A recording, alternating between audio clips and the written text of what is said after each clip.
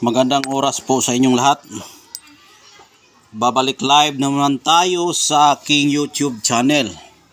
Kung baguhan ka pa lang sa aking channel ay huwag makalimot na ipindot ninyo ang bell button, mag-subscribe, mag-like at mag-share para palagi kayong updated sa aking mga bagong mga upload. Ito pong aking mutya na aking ipapakita po ay para lang po ito sa naniniwala sa mutya.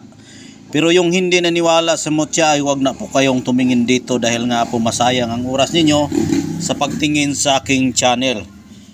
Dahil nga itong mutya natin ay material and spiritual po ang kasaysayan dito. Hindi basta-basta na spiritual na hindi natin pwedeng sabihin na ito'y hindi totoo. Sa naniniwala ay magiging totoo po ito at yung hindi naniniwala ay hindi talaga magkakaroon ng totoo.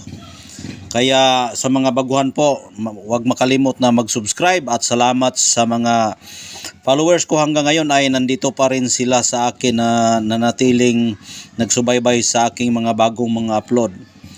Ito ang aking mutya ay ipapakita sa araw ngayon. Araw ngayon ng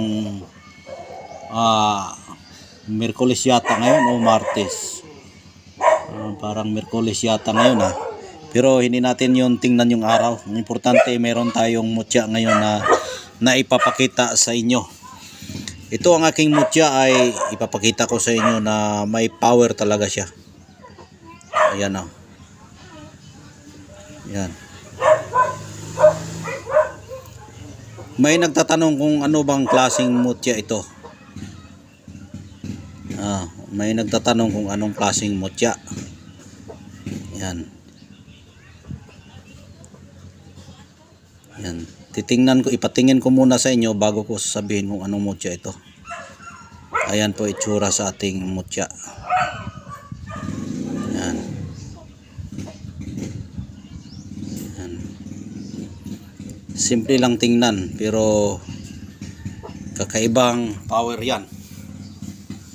Kakaibang birtud at kapangyarihan na mayroon dyan. Yan.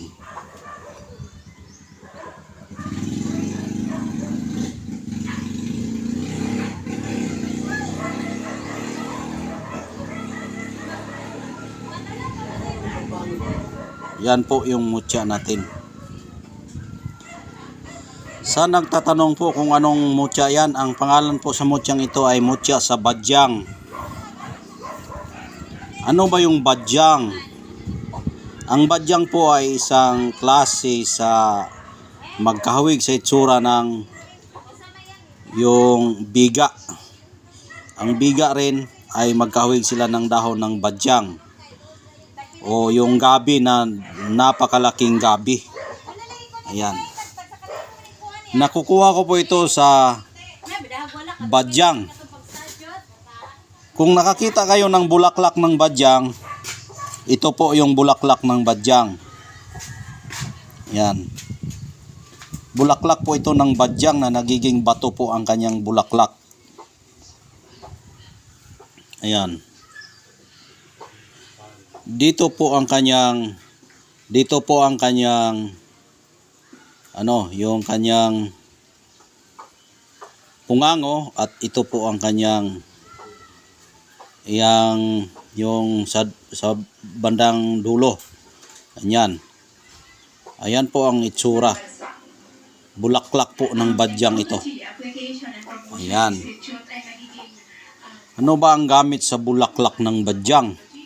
Ang gamit sa bulaklak ng badyang ay maganda itong gamitin sa proteksyon. Bakit pwedeng gamitin proteksyon? Dahil nga po ang badyang ay pwede yan. Ayon sa mga matatanda, yung badyang ay pwede yan ipanira sa tao. Kung may lupa ka na tinataniman, tapos mayroong nagbabawas dyan, nagtatae dyan sa yung lupain, pwede mo yan lagyan ng badyang, yung kanyang puwet ay masisira yan. Yan po ang mga ginagawa ng ibang matatanda na kanyang ginagamit. Kaya itong ating mutya ngayon, napakalaki po ang gamit sa mutya ng badyang. Kung mayroon kang mutya ng badyang, kahit dalhin-dalhin mo na, hindi ka na matabla ng mga anumang sakuna. Dahil nga ito'y proteksyon. Mga palipad hangin, lahat na kasi ang proteksyon. Kapag proteksyon kasi ang pinag-uusapan natin, marami po kasing ibig sabihin sa proteksyon. Maraming ibig sabihin. Kaya kapag proteksyon na talaga, alam nyo na kung ano ang ibig sabihin sa proteksyon. Kung magsabi ka na hindi ka